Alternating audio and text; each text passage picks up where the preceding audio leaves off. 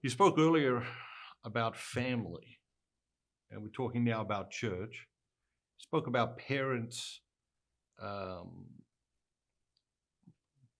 rejecting the culture, resisting the culture, that sort of thing, and the importance of having a culture and the primacy of that over resisting a culture. How does that relate to what's happening in the church? I think it's the same problem. And again, I hate to say this, and without pointing fingers, but I worked with different areas of the church institution.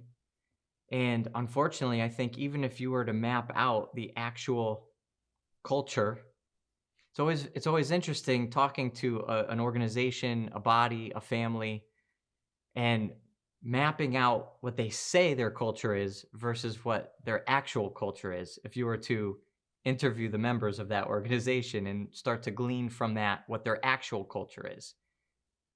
I once asked a bunch of seminarians, a bunch of priests, when you were in seminary, what did you hold up as the model priest?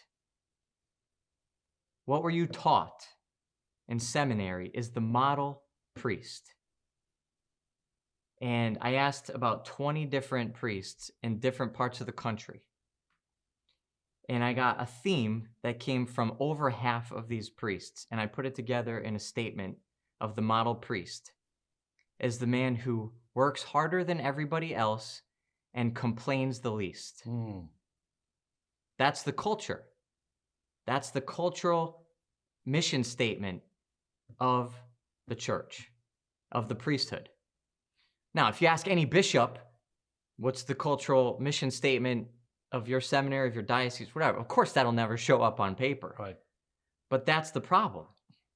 So if we not only do we have to think about what should our culture be, but we have to pray really deeply on what the principles are and then work really hard to make sure that everybody feels and experiences that to be the culture.